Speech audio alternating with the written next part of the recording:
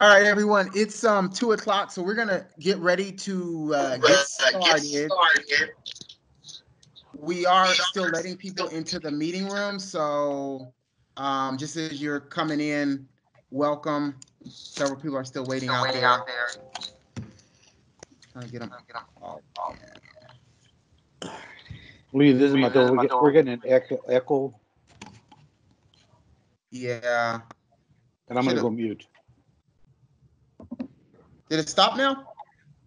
I believe so, yes. Okay. Thank you. Okay. Um. We're going to monitor the waiting room as people are still coming in. Feel free if you have a colleague or something that's kind of logging on. I think I didn't update the settings early enough, and so for every reason, Microsoft is letting us check everybody in today, which is fine. But we're happy everybody is here today for our conversations with NEOCA. We are thinking this is probably going to be around an hour or so, if a little under that. The majority of our topic today is going to be dealing with diversity and inclusion. And so our NEOCA secretary, Ansley Booker, is actually going to be our presenter today, and we're going to be very interactive. So we're excited for everybody to participate and to comment in the comment box, but to also have the opportunity to take your mic off of mute and definitely chime in with suggestions and comments that you may have throughout this presentation, which is one of the reasons why we didn't want to do it in a live environment, so that we could have the time to interact collectively together. But before we get started with the presentation, I want to introduce you once again to our NEOCA president, which is Mateo, who will give us some welcoming remarks and kind of get us started on this journey today. Well, good afternoon to everyone. First of all, I'd like to start off by taking one moment of silence. Today we buried an individual who's Representative Lewis. So if you would join me just in a second with memory, and the other people who passed also this last week. Thank you for that. It needs to set the tone that there's a lot of things happening in the country right now. I don't think the timing could be any better. Dr. Booker, I want to thank you and your other co-presenter for what you've done. Of course, Lee is our backup person for technical. And I want to thank each and every one of you. Please stay safe. And I'm going to be on here listening with you all. Thank you so much. Lee, it's yours. All right, so thank you, Mateo. Just a couple of housekeeping notes. Kind of make sure your mics are muted. When there's time to kind of discuss and talk, we'll definitely let you know when to unmute your mic. We're also recording this event, so the event will be available sometime next week. Let me tell you our recording process. So we record the event, and then after that, we actually take it through edits. So the PowerPoints are actually embedded into the actual final recording so that you can see it all in one particular place. And so that takes us, a few days to actually get done. To get that up to you. So what I'm going to do is once I get everybody in the room, I'll take the presentation or the presenter list, and then I'll send out an email with the link to this recording. Again, it won't be until sometime next week. We'll also have the PowerPoint attached as well in the body of the email, so you can keep that for your notes and references as well. Definitely use the comment box throughout the whole event. I know sometimes things are fresh on people's minds, and instead of just having to chime right in, you may just want to comment it out, and we'll definitely read the comments and suggestions that you have as Dr. Booker presents today. And at the end of this presentation, we'll have some additional information related to the NEOCA conference, just to give you an update on that, because I know a lot of people have been asking about that as well. So I'll have some updated information related to that.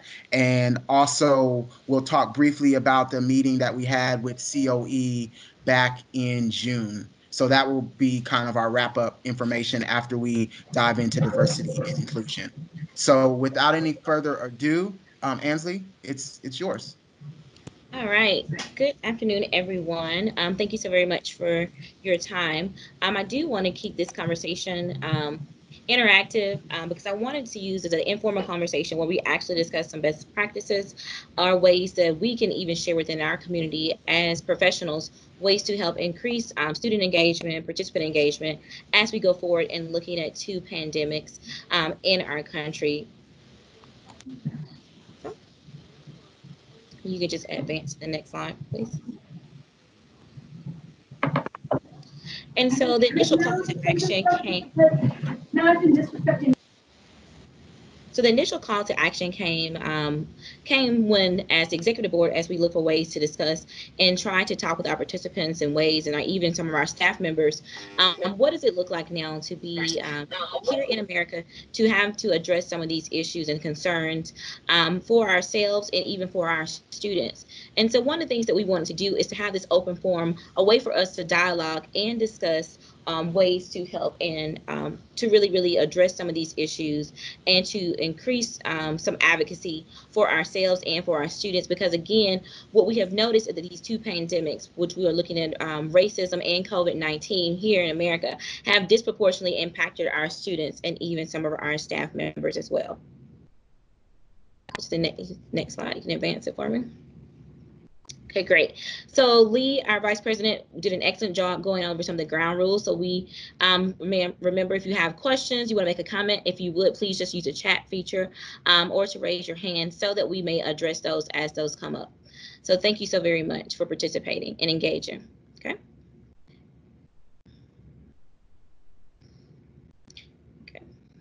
And just as another part about the community of respect, please note that, again, we may disagree on some of the ways that we approach these different situations, but please be mindful of having respect for individuals' thoughts process and value systems, but also making sure that we're looking at this is a place where we want to be able to openly discuss and disclose information, but please try to be keep a level of anonymity when you are referring to individuals or sharing your experiences.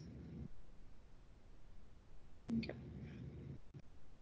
So one of the things that we did at my university as we prepared to address some of the issues as related to racism and COVID-19, I worked with the Counseling Professional Services Office. We looked at a SWOT analysis. I'm pretty sure you've seen this before. We've worked through it before. But what we wanted to do in this particular way is look at some of the strengths, weaknesses, opportunities, and then even threats within our university, within our department, as well as within our community and some of those community resources that we are allowing our participants to use. So the strengths, things that the university's departments are doing well. Weaknesses, what can the university department improve upon? Opportunities, what opportunities are available to you? And then also, how can you turn your strengths into opportunities for your staff as well as for your participants? And then threats, what threats can harm you and what are your colleagues doing? So that model is just a little bit small on the very bottom part. But again, a lot of times what we're looking at is ways that we have the diversity. We know our participants, their demographics, their backgrounds. But again, how can we make them more inclusive? How can they feel more invited into our their larger community as well as into our colleges and our institutions? And then equity, how can we make sure that we advocate on behalf of our staff as well as our students to provide equity and equitable resources and access to that resource? And then that middle part of that diagram just talks about that's like the winning, that's our niche. That's something we actually want to move forward and get to as soon as possible. Okay. So this is another just a model that you can use. I wanted to put it on the large display board here, where we actually look at those questions like, what are you doing well? What resources can you draw upon? What others see as your strengths? And then same thing for weaknesses. What could you improve upon? Where do you have fewer resources than others? Where are you likely to see as weaknesses? And then opportunities. What opportunities are open to you? What trends can you take advantage of? How can you turn your strength into opportunities? And then threats. What threats can harm you? What is your competition doing? And what threats or weaknesses are you exposed to? So at this point, I want to just start here and just actually take this opportunity to ask questions or even allow us to even share some of the strengths and opportunities that our colleges and our universities and even our institutions or departments are utilizing during this time. So what are some things that we're doing well?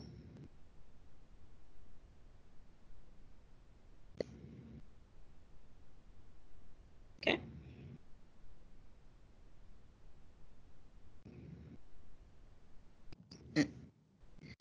Okay. I think And you that's, mean like, what are we doing well, like in programming already, right? I think that, yes. So what are we doing well? Like, how are we doing? And then I guess too, what are we doing well to, I guess, mitigate the risk of our, and I guess we probably should even backtrack it a little bit further if we want to look at it in terms of some of the social injustice, or either as even looking at COVID. So let's look at it from a COVID standpoint first, and then we'll move over to the topic about social injustice and even racism. Okay. So COVID, what are we doing well? Or what are we doing well?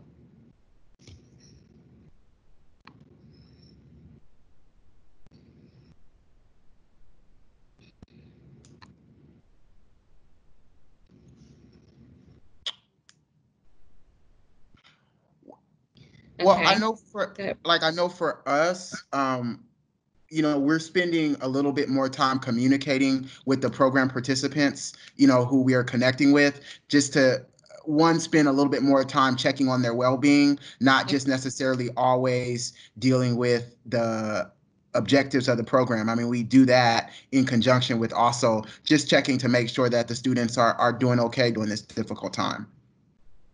Okay. Um, Amanda Stewart is saying that they're also providing mask and sanitizer, which is nice. Excellent. All right. Anyone else? Because I think we got about 45, 46 people on the call. Anyone else? What is something that you're doing well during COVID? Okay. We have someone else, Holly. Hutton says, we've been providing bi-weekly basic needs assessments and partnering with the local food bank and providing food to our participants. Okay, excellent, excellent. Okay. What about some weaknesses? So what do we see? What are some weaknesses or things or threats that we see in our program as it relates to COVID?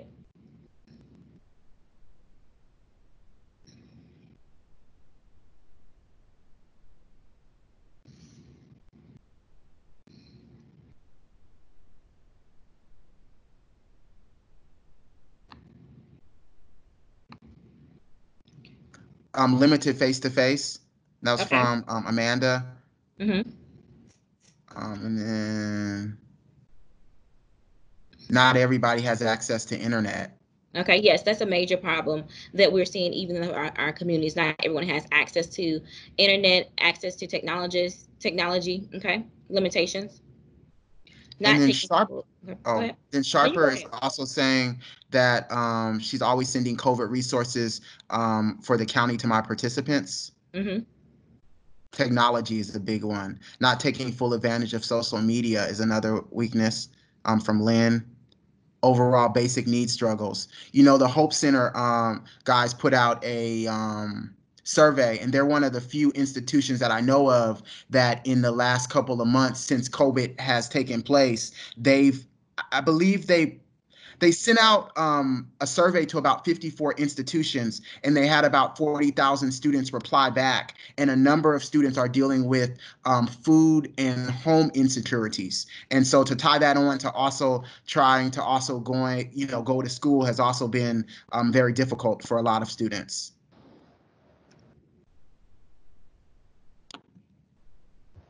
I see someone else has came in. Chadwick Moore.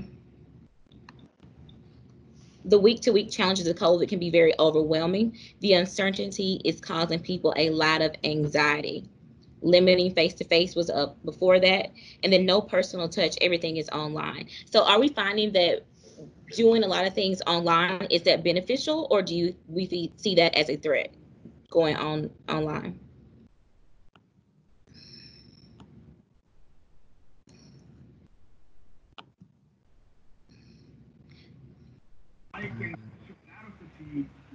To combat stress.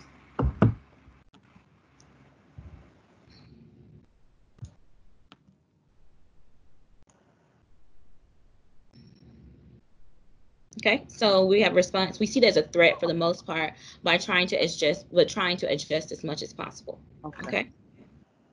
Oh my God. Okay. Hold on 1 minute, Ansley. So I think we had maybe somebody who kind of came in who wasn't in our meeting or whatever. So she's just been removed. So I think everybody's probably pretty cool now. I just had Okay. to go into things. So yeah, sorry, go on. Okay. No worries. So another statement was, I guess, a difficulty was, it's difficult for some of our older folks to deal with online format. Is anyone else having that issue?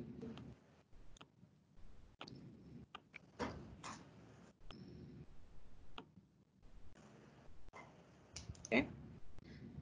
Another response says an online environment is pushing our participants to think outside the box and to learn to use Zoom. So I'm assuming that it's going to be a positive.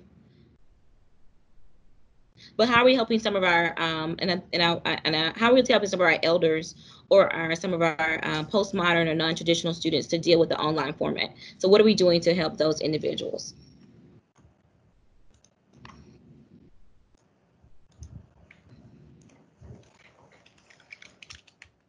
Okay. All right, so we can advance the next slide for me. So a lot of people are saying that they're guiding those individuals step by step over the phone. Okay, so the next thing I want to talk about some of the insecurities and the disparities that are actually happening. So we talked about the food insecurity, and I know that Lee mentioned earlier that they're working with individuals to make sure that they have access to food. I know even in our community, a lot of the faith-based organizations got together even to make sure that individual students especially had access to food. So that is great. What are we doing in our other communities to help tackle food insecurity? Guiding over the phone is great. Okay.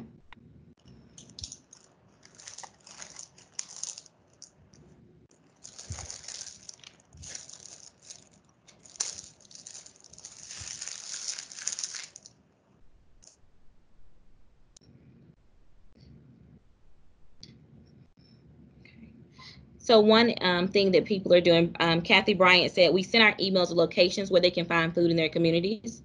Excellent, excellent. Anyone else?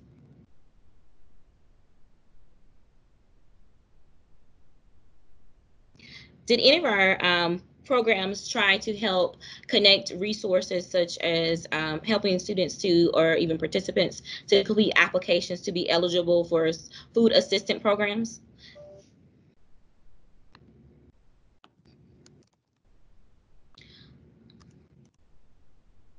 One college even has a food bank at their college once a week. Okay. I know here in Middle Georgia, they sometimes have the mobile food pantries that actually circulate. They have Meals on Wheels for some of our organizations. In Minneapolis, the college emails current students every week and distribute food on a weekly basis. That's wonderful. Okay.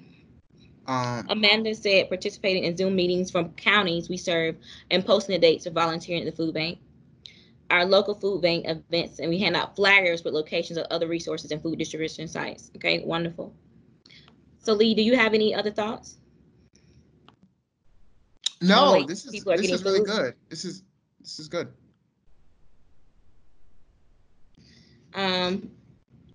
We have another one says that we have a local church in the community that gives out free fresh vegetables and other food every Saturday. I know that even here in our county and our community, we actually have a farmers market, and they do take like EBT. Sometimes they even do debit, cash, and that allows people to get access to fresh foods and vegetables. When we did our faith-based initiatives, we partnered with United Way. I think they were able to serve at least 1,000 people at each location. So that was awesome. Okay. So how big do we think food insecurity is, and what can we do to tackle it, not just during COVID, but also going forward?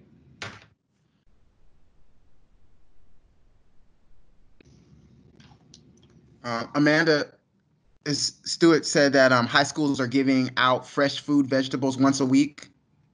Okay. Yeah, I did see a lot of the P through 12 organizations where we had some of our students that qualified for the free and reduced lunch. They were able to come by and do like drive-through and pick up resources and food at least once a week. I know Backpack Buddies was a big resource that we sent participants to, especially young children. Some of the housing authorities were able to have food banks and food pantries to come through, and it helped some of our individuals. So those are really good initiatives there too. What about the financial and socioeconomic insecurity or the employment rates? Like, what are we seeing in terms of our individuals being unemployed, being able to access unemployment insurance, some of our participants being able to access some of the CARES Act money?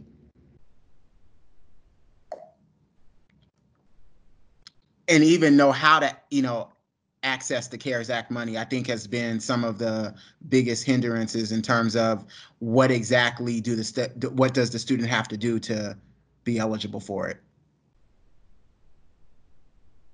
And so can you speak a little bit more to that, where you said people are having issues or concerns with being able to make sure they're filling out the application correctly and even making sure that they have access to those resources? Like, how can we partner as EOC to make sure that we're, I know we talked about going step by step, guiding people, but how can we really make sure that these resources are getting to our participants?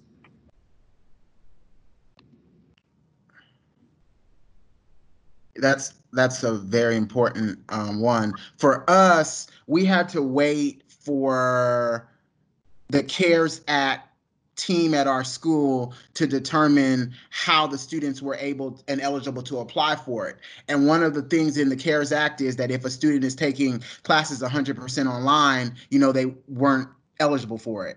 And so navigating them through that, being able to give them that information, and then to also, sometimes we become like that advocate between the student and the financial aid office. What we find at our institution is a lot of the students who the financial aid office is kind of maybe frustrated with, or doesn't maybe not have the same kind of patience that we have, then they're kind of funneled into EOC. So I think it's important for all of us to figure out, for the different institutions that we send our students to, or we work with or partner with, to figure out what the rules and the regulations are for the funds. We also have another fund at our institution that is like an emergency fund for students who may need assistance with like bill payment, or even, deciding out how to get food. Sometimes we may actually give them a stipend for that, but there's a process for that. And so I'm always encouraging people on our campus to kind of let us know what the new procedures and policies are, which is why, working in a collaborative environment with the partners and things of that nature. And I don't want to give away too much because I'm working on another presentation for COE, and also for another one of our NEOCA stuff that we'll do at the conference. But just really being able to collaborate and collectively work with your partners is important, particularly if they have financial means to be able to help your participants. And I think thank you so much for sharing that, Lee. And I think somebody really mentioned that another strong partner is like the workforce office in your community, if that's available to you. Your Department of Labor is really going to really be important to you. A lot of times they said too, Lee, just to your point, is that they're walking students through these applications. Maybe even as EOC, we may have to even create more documents so that we're actually pulling together all these resources, maybe a resource handout or a resource guide, so that these students have these things are accessible or more accessible to them. I will say again, just even reiterating one of the points, making sure that we're working with the college's financial aid department, making sure that our students and participants are making their way to those departments to make sure that they advocate for themselves, and looking at some of the costs as it relates to in those expenses. Okay, people are using social media like Facebook pages, YouTube, and other platforms to get the message out. We have a hand. You have a hand. You have a hand. Okay, go for it. Oh, hi, this is Eleni. And I just had a question about the CARES Act funding, because I work normally with our financial aid department. And then what I've been doing is having students kind of walking them through the application, where to find it on the web page and everything. But Lee said something about if their school is if they're online, they don't qualify, where ours is we're completely online right now. And so that is the reason we have the CARES Act funding, and their requirement at our school is how are they impacted by going completely online. So what qualifies them for CARES Act funding at our school is what did they do? What did they have to spend to change over to education completely online versus being at the school? So how did that change for them? Did they have to buy a computer? Did they have to buy new equipment? Did they have to buy software for classes, that kind of thing? Did they set up a home office?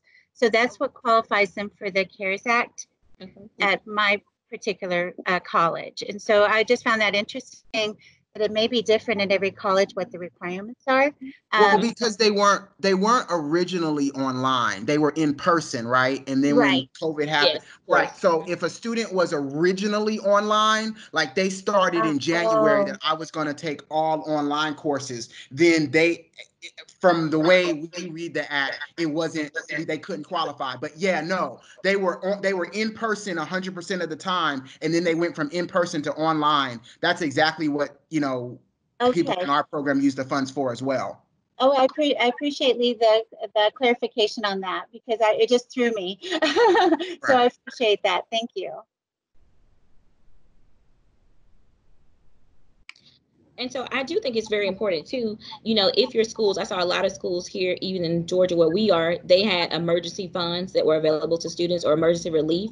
So if that is something that is in your institution, I do suggest that you send students that way, because again, this is, data showing us that this could really ravage us again close to October. So just making sure that we have that documentation ready, such as that the CARES Act, looking at more information on those emergency relief funds are very, very important, so that we can help financially support our students as much as possible. Because again, even though this may affect tuition, you have other fees and things that students do have to cover that that they may not have the funds for as they did previously. So we have someone in the comments stating that their school sent an email to students to apply, and if they had a need, otherwise most of them got $100, but some of them can get up to $1,000. Another community college says that individuals who complete a FAFSA can be eligible for additional funding, and they have additional funding. They don't have to be just Pell eligible, and that's available August 1st for the fall. We are letting our applicants know about this. Very important to get the message out, because again, sometimes this is not going to reach our participants. So great getting that out. The next one, serve on the local WIOA board and share information about employment and training with our participants. Excellent. Okay, let's see, anyone else? Okay. Now, I know somebody mentioned this earlier too, but what about access to education and higher education? Like, what are we kind of talked about a little bit about financial aid, but what about students that are struggling with on-campus housing? What is that looking like for our participants that may be going back to on-campus housing? What about the decrease in enrollment? Has any of your institutions seen like a decrease in enrollment? And then how has that indirectly or directly impacted EOC?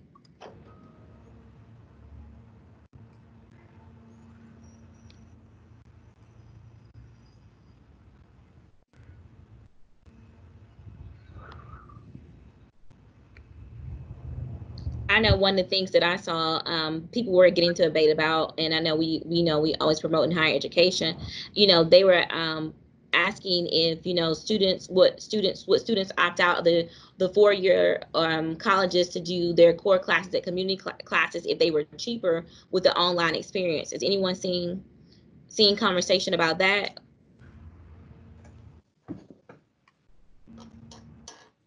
Okay. Okay. So we are seeing a decrease in enrollment. Okay. One of the CCs we work with is down 25%. Okay.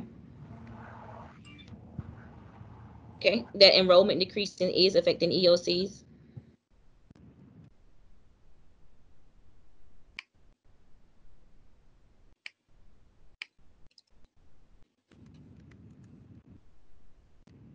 So are we seeing that people are really looking more or less to return back to college or to the university, or are they looking more for opportunities to enter into the career or workforce? What are we seeing in our communities?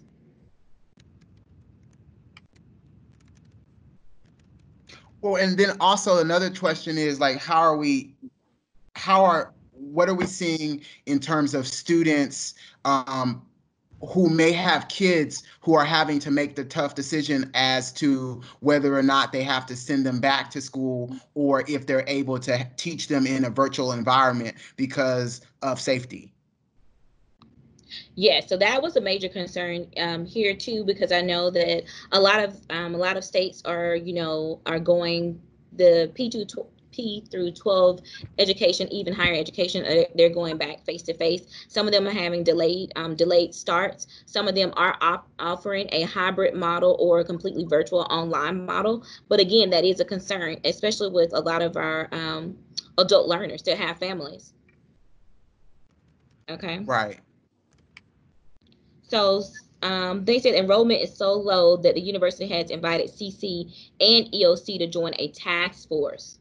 I know a lot of task forces have been implemented throughout different universities, throughout different institutions to try to address some of the concerns. And again, even looking at diversity and inclusion from which I work, a lot of times these CDOs are being invited to the conversations to advocate on behalf of the students to talk about some of these needs and some of these concerns from financial aid. Can they, especially if you're at a private institution, tuition may be a little bit higher, looking at on-campus housing, because some of our students actually, needs the ability to stay on campus, if our school shuts down, and what does that look like?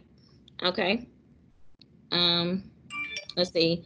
Another thought is, it says, another, go for the comments here, it says, we had people drop this semester completely into COVID is over.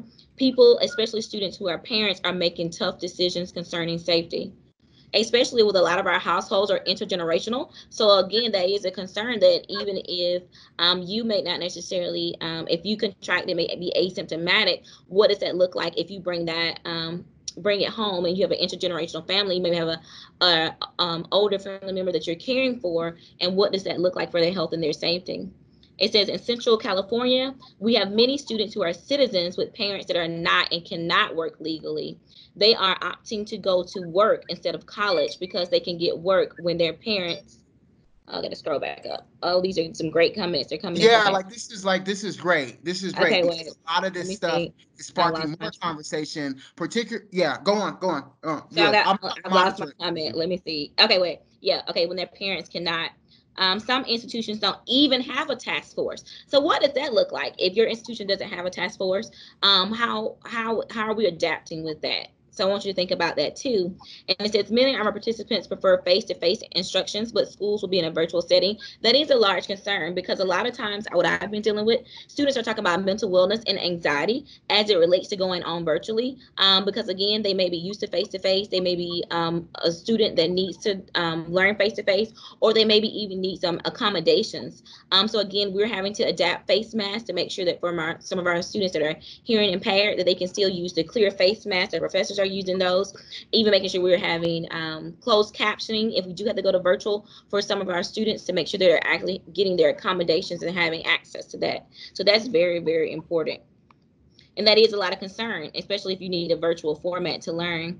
For our participants, virtual meetings, no accuplacers, and they have to self-identify what courses to drop in Zoom registration. Oh, that's nice. It's too much, especially for our English as second language students. Language barriers have been a major problem that schools are now having to address, especially as we transition sometimes virtually. If we don't get a lot of this information that we're sending out really quickly translated, so that is going to be a great concern.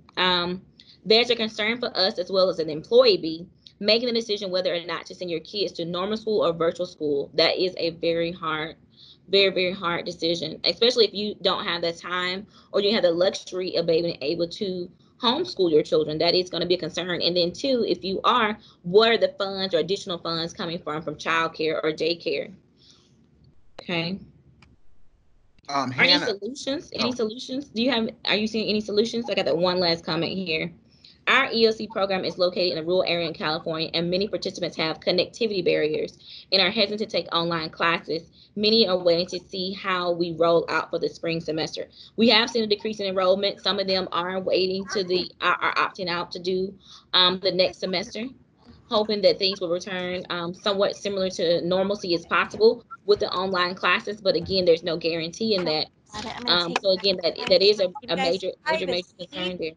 Thank you. Well, Ansley, don't forget about Hannah about the GED, because we've seen that in our area as well. Her comment is a little bit up here. You see it? Can you read it for me? Because I might have missed it, and I don't want to overlook sure. it.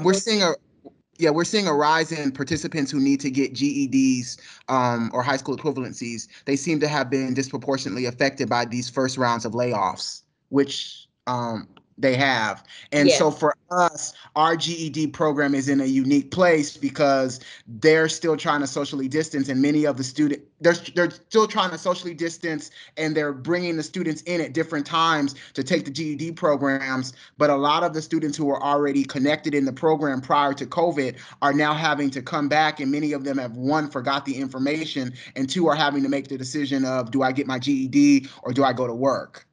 Yeah.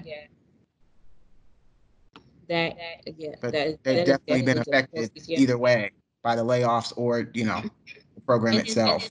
we have here too, the next one too says a wet signature requirements by the financial aid office for verification when almost all the students don't have printers. Now that is a very difficult barrier because again, if you don't have access to technology or even the internet, more than likely you may not have a home printer, and sometimes these barriers, people aren't thinking that students have, they just automatically associate like, oh, they have a laptop, you have a printer, you can go to the local library, all these things. But sometimes again, these are very, very true difficult barriers to our students. And the verification letters need to be printed by the students. We've seen that our GED participants too, okay? So how are we trying to what are some workarounds are we providing for our students? Especially with something like, if you have a wet signature to verification in the financial aid office, what are some workarounds we're doing for our students?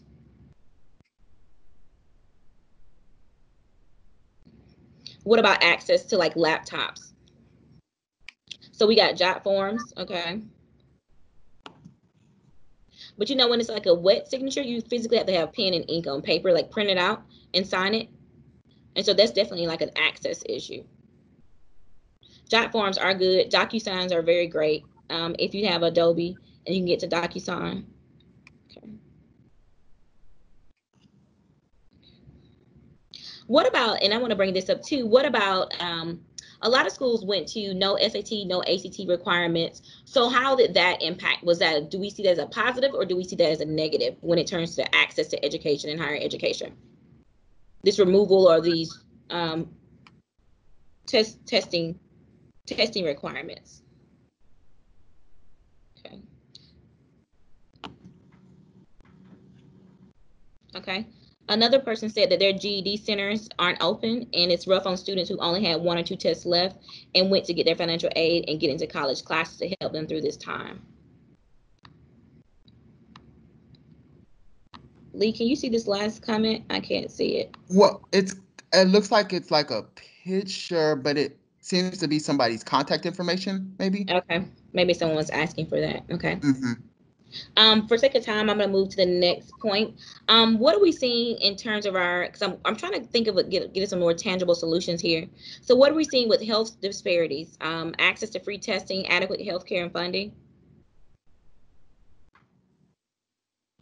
I know here, some universities are some of the larger universities are going to mass test students, faculty, and staff, if that is available to them and they can afford to do that. But a lot of times in these rural places, a lot of individuals have not had access to testing or healthcare or insurance or funding, especially if the testing is costing a lot of money.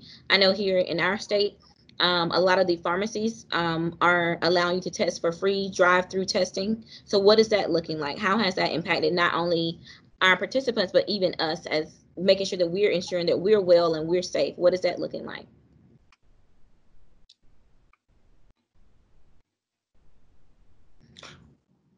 Well, I know for our program, like when we have stuff that comes up for free testing and whatever, we are posting it and getting it out to our students, particularly the ones that are taking classes in person, because we do have several of the programs and several of the people who participate in our EOC are taking their classes in person because they're like workforce classes.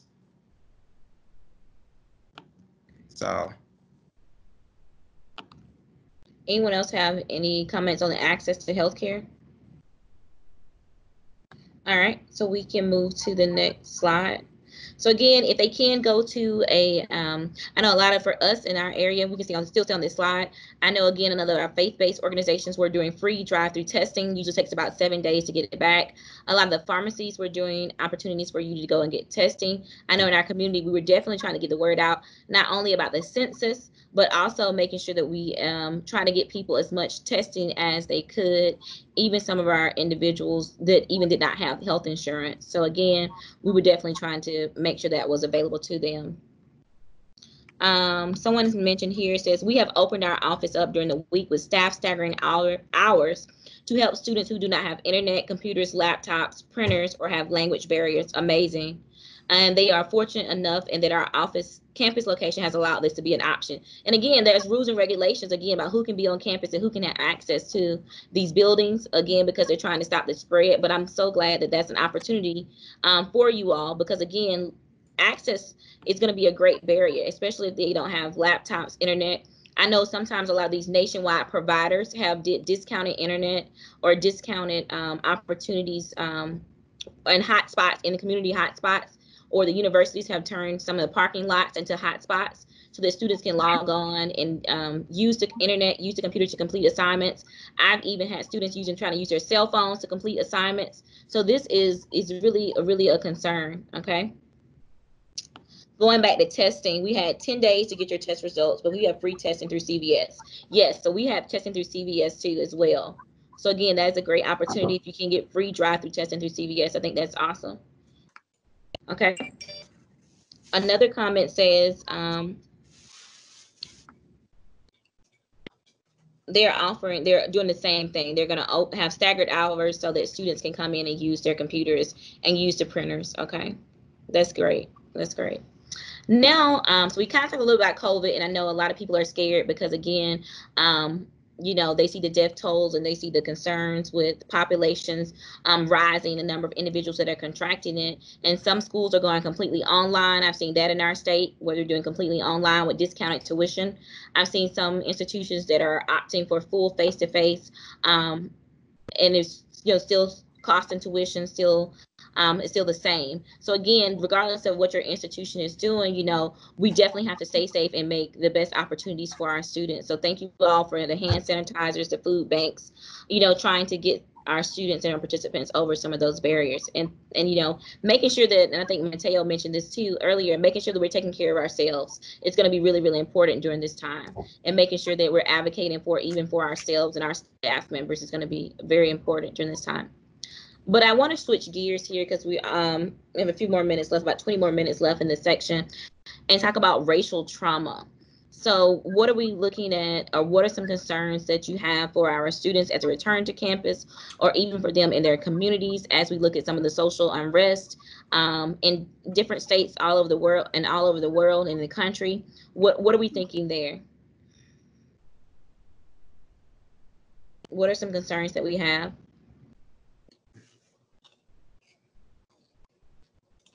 Any opportunities for wellness to deal with anxiety and depression, or counseling resources in your areas?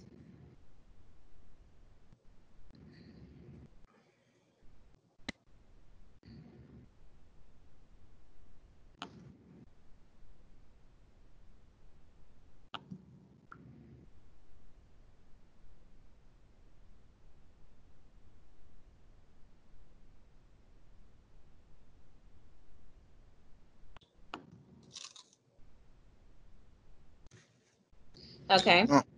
So we have businesses are still struggling from the riot here. No FEMA fund, etc. Oh, wow. That's super difficult. We have on-campus licensed professional counselors for our students. Okay. Free services for counselors listed under the United Way. Okay, that's important. Are students having access to telehealth?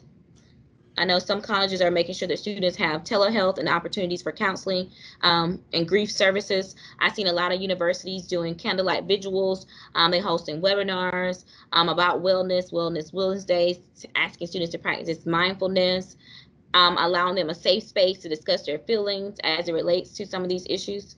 Are any of our campuses doing that kind of initiatives? Are those kind of initiatives?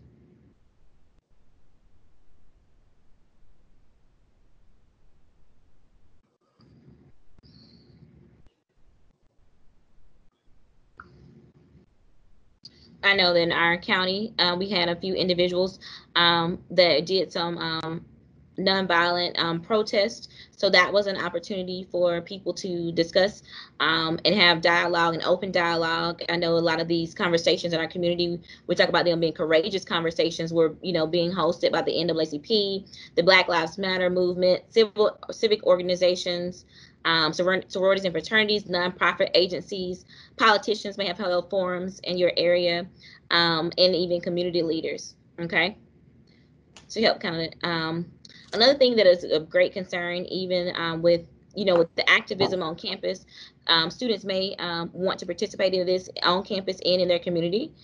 So again, just looking for safe ways to practice social distancing, but also exercising their right.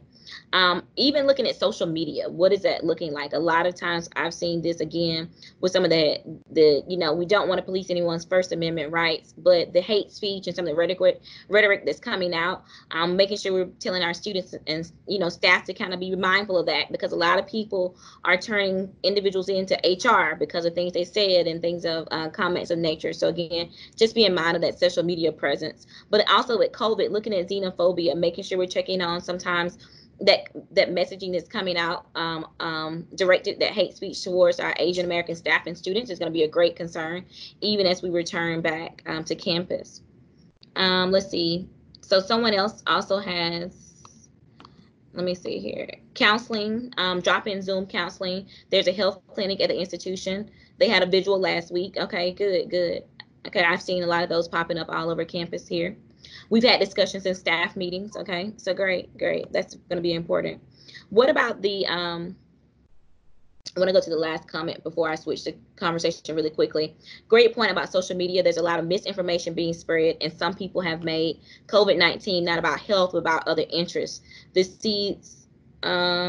sows seeds of confusion. That is true. So making sure we are definitely informing each other and our participants and getting the correct information out is amazing. It's going to be definitely important.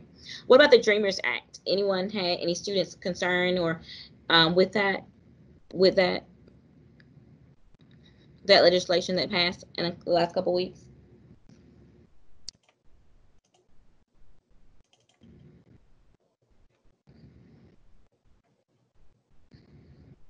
Okay. We do have some concern. Okay.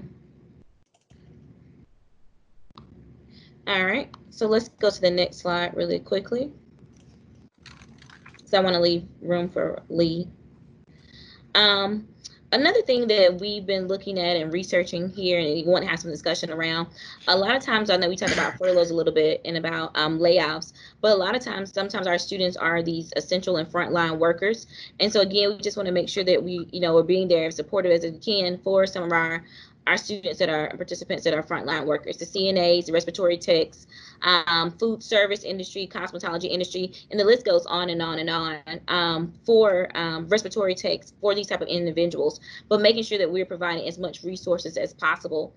Another thing we wanted to mention is transferable skills. Again, sometimes that the job market, if you are laid off, making sure that we're looking at updating our resumes, polishing those things up, because we may have to rebound and use some of those transferable skills.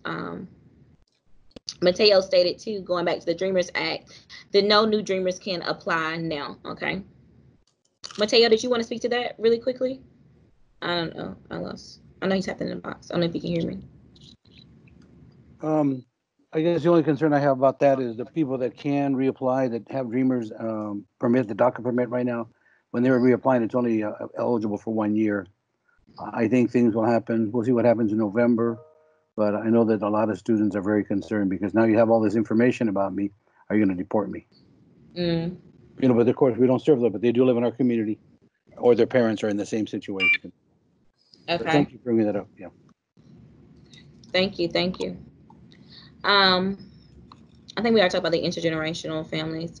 What about public transportation? I know a large number of our students were using public transportation to commute, and again, that sanitation and making sure that we were able to social distancing. Like, are we having any concerns or troubles with that in different areas?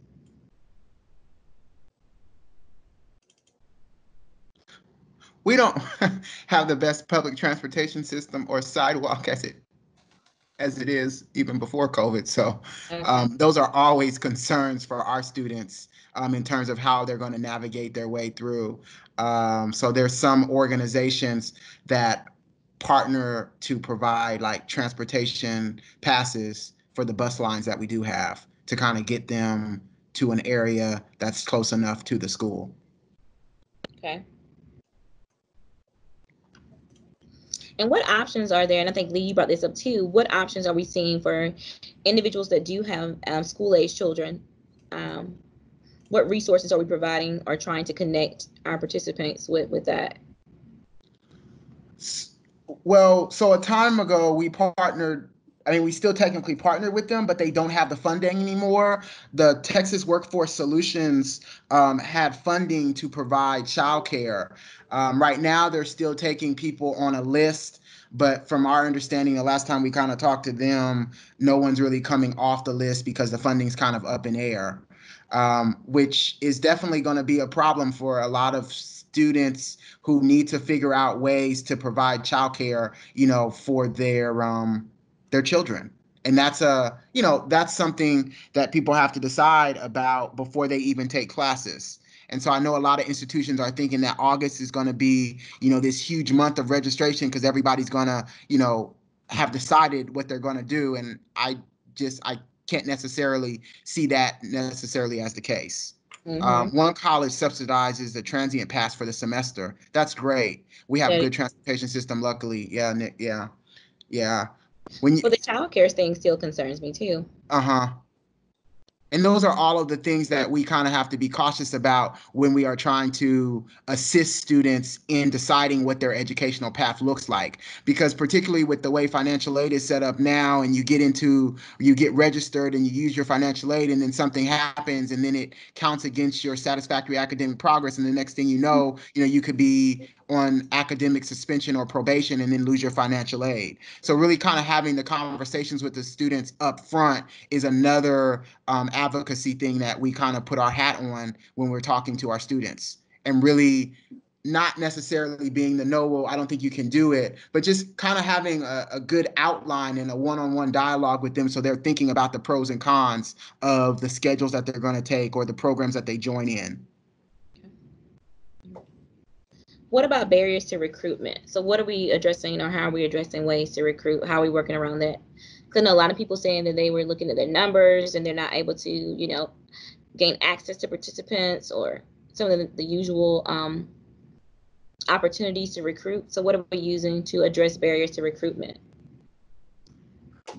The barriers to recruitment is a big issue for a lot of our NEOCA members, and that was discussed and put on the form survey that we sent out. And so that's going to be one of the hot topics, or not even a hot topic. It's going to be a presentation at the conference that we have in September. Like that was an overwhelming response from everybody in terms of wanting recruitment and how do you recruit with COVID. And so please, if you have some stuff right now for people who are trying to figure out how they can increase their numbers to at least, get to that 90% mark before August 31st, chime those into the comments. But also know we are working on a very good presentation, and I think she's in the room right now. But it's going to be a very good, thorough presentation on recruiting during COVID. So someone said that our campus as a child development center is income-based that serves the community. A community is currently strategically planning ways to safely open the CDC. Okay, that's awesome. And a lot of these campuses, that is one of the things that they are trying to look at. I know one of my campuses, they had a child care center similar to what you're stating, that's income. So income-based, and some of the times if you were a student, you could get free child care. So I know that is going to be very important. Another good bad issue would be a laptop lease program with all the software downloaded, i.e. they pay $50 per semester and they stop, or it will be a huge issue. That would be. I know one university here in our state that's private, they gave everyone a laptop. The university was able to provide every student with a laptop. So again, I don't, different institutions have different means and different funds, but that was one way they addressed the need of access for our students. Childcare, okay. having that flexibility if you do have to stay at home has been a great issue. So I think having institutions and having staff members that are able to, you know, again, do those staggered shifts. So you're decreasing the number of people in the office, but you're also kind of rotating that to give the opportunity for those that do have children to stay at home, even just for our staff members. Another comment comes in. We're currently asking our current participants to help us market to their siblings, friends, and family. That's great. Word of mouth will definitely get this program going and continue it to go. As they know about our services, we are contacting our prior participants to see if they still need help. Great. Using that prior contact list was a great opportunity. Our school library has a loaner program for a laptop and Wi-Fi hotspot with no cost to the student. Amazing. Social media is probably going to be really, really big too, with recruitment, offering free webinars and opportunities for people to get to know your program, back to school bashes and things of that nature, handouts, flyers that go home. With some students are also opportunities. So I know that, again, we're going to have that webinar at the conference. So I don't want to step on too many toes, but again, if you have anything, because August 31st is right around the corner, to share about recruitment, let's drop those in the chat as Lee asked earlier.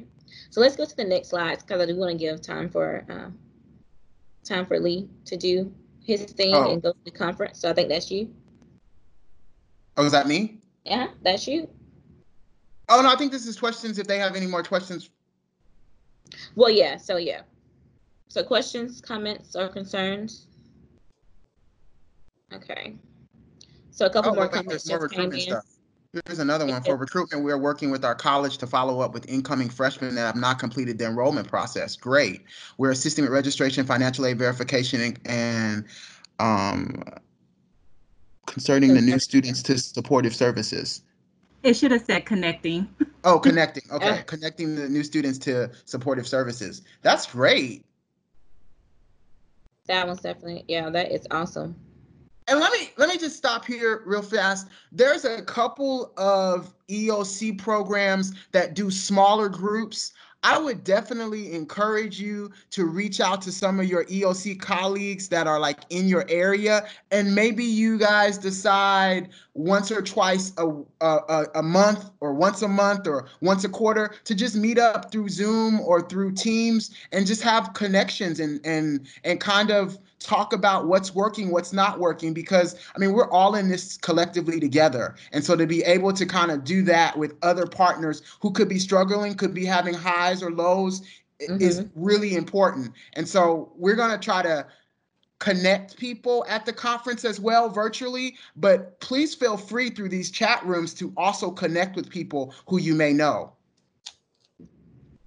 And I think that really ties back into this last statement here, saying that they're working with community partners to help them market the program, and they work with the same population. So you leverage those partners, those strategic partnerships that you already have.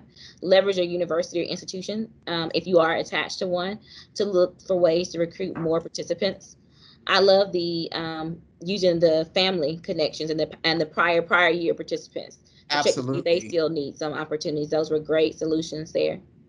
Absolutely. Let's see what else we have here. We have been reaching out to past EOC participants that have not finished the process previously, but now may be interested. Okay. Hey, Marilyn, can you come? Marilyn, can you come on and tell them about your EOC Zoom rooms? Just like a little tease for your other stuff. Sure. Please, Hi, please, Lee. please, please, please. Yes. This is great. Please. So, hi everyone.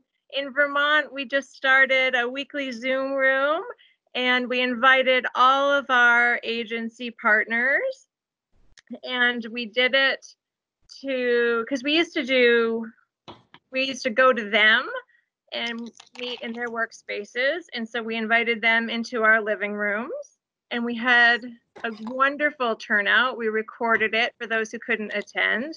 And so we just gave them an update on how we were doing towards our grant objectives, and then all of our projects that we have been working on while we've been working safely at home. Because we are in Vermont, we are still working safely at home, and we're statewide in EOC.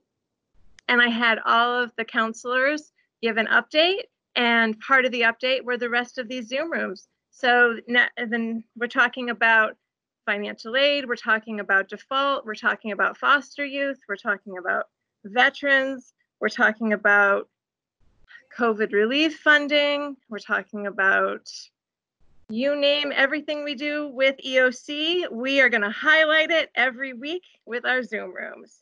And the response has been really positive. Very creative idea. Very Thank creative. you. Thank you. And the staff was resistant at first. I think they were hesitant about the Zoom, but it has gone really well. So I encourage people to do it. Thank you for sharing. You are welcome. Anybody else have anything to share? Oh, here's another one. There's another one. Our community partners have embedded our program application into their intake process. So as we onboard new clients, we are also gaining a new client. Oh, wow. Oh, that is amazing. Great. Okay. Anybody else? There's a fly in here. I don't know how. But all right, Chad, can we advance to the next slide? So I'll just, because we're at 3 o'clock. So, well, 4 o'clock other people's time, so we can kind of wrap up. So next steps, there's a membership slide. And this is really now, next slide again, Chad. Okay. So the conference. The conference is definitely going to be on Saturday, September 19th, 2020. Our time is still to be determined, and the price is also to be determined. We're still waiting to hear back from COE. So normally how this works is the NEOCA conference is normally a one-day conference that takes place before COE starts. And so from what we're hearing from COE and from what I can pretty confirm is the COE conference is going to primarily be virtual this year. And so we normally work with them to secure the meeting space, to secure all of the stuff that takes place within the conference. And so we're also working with them to provide us with the virtual platform to be able to hold our conference so that we can have smaller breakout rooms, smaller discussions, almost like we would normally do in an in-person conference. I have not heard back from our treasurer yet, Tanya Harris, who is working on the registration form. That should be up any day now. And once that's up, I will send out the link. The registration form is supposed to be also on our NEOCA website. And that will be the form that you fill out with the cost of attending the one-day conference. A lot of the materials we're going to try to make virtual, but there will be some stuff that will come to either your residence or to your office with the address you provide us, with some other materials that you'll need to take part in the conference. So the conference is going to gear itself around recruitment with COVID. We're also going to be working a lot on building relationships and networking and how collaborative actions look to build our programs out. That's kind of the topic focus that we're going with based off of the feedback that we received from this last survey that we sent out. So I'm definitely hearing you guys in the comments that we want to have as relates to presentation. I'm just waiting on the confirmation from COE to determine exactly how we're going to broadcast the actual conference. But at this point, we're not trying to hinder the registration process any longer. So once she gets that form up, we will send that out to everybody immediately so you can complete it with the cost. That is a Saturday, but COE is scheduled to have some other pre-conference workshops that take place on that Sunday, and then Monday, Tuesday, Wednesday, and Thursday.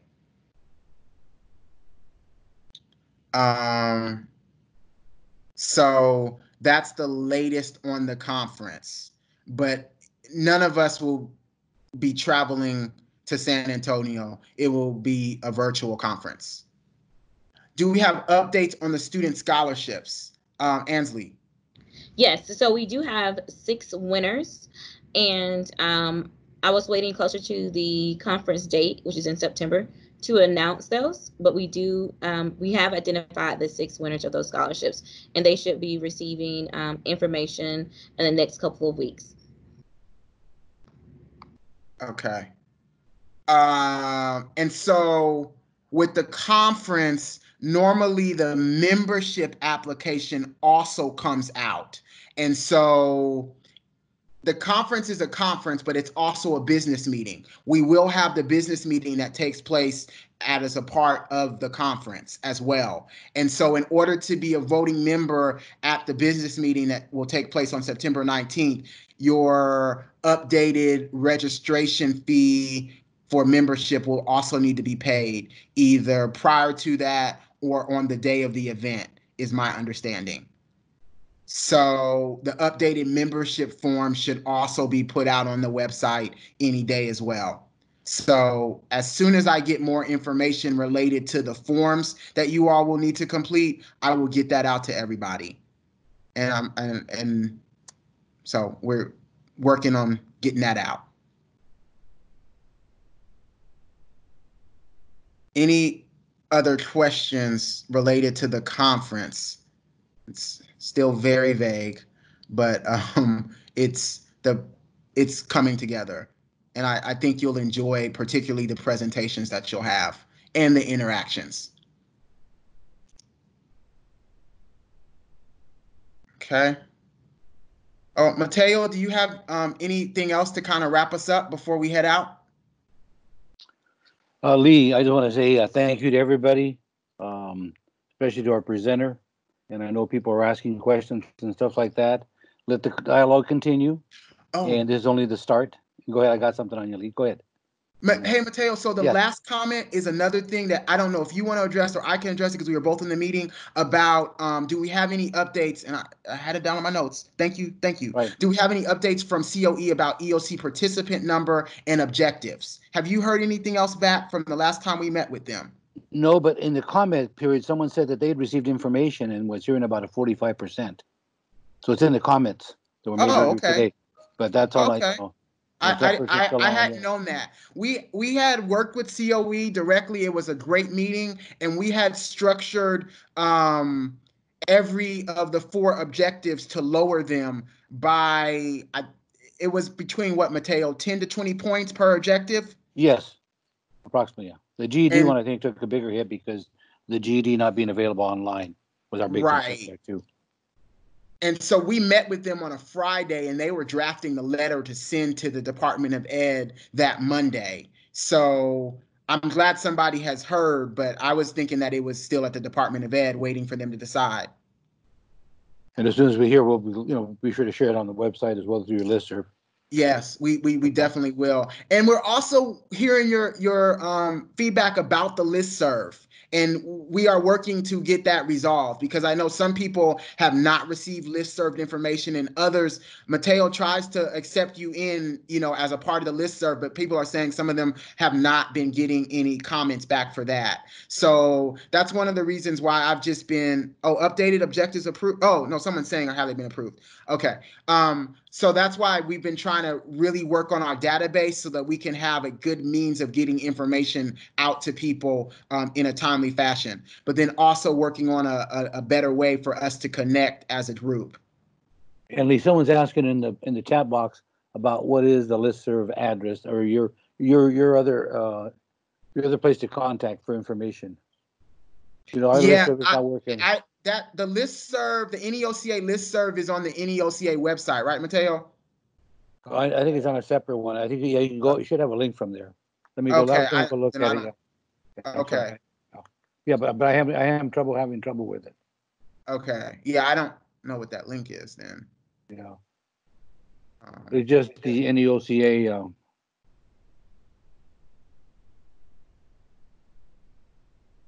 So I think if you go to the website, there's a link at the bottom that says join the listserv. But that's the one I think we're having trouble with, right? Yes. Okay. I'm getting to the. Yeah. I'm getting right now to the website, but.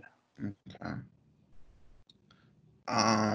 So also want to give a quick shout out to Chad Moore, who handles like all of our AV stuff related to these webinars that we've been putting on since May. So like the PowerPoint presentations and all of like the running of the room today that because I didn't do a parameter right. So anyhow, we had to admit people in. So just special thanks to him for always making everything come together for us. Yes. So Yeah, give thank you. us, yeah, please give us a couple Right. of days, or Chad, really, a Yeah, couple of please, yeah. days to get this edited out so that Yeah. he'll get it out to all of us Yeah. with the PowerPoint and the video from Yeah. today's webinar. Lee, thank you and the people you work around for making this happen. On the website, it does have a link to join the listserv. And I do get some and I approve them, but I'm not able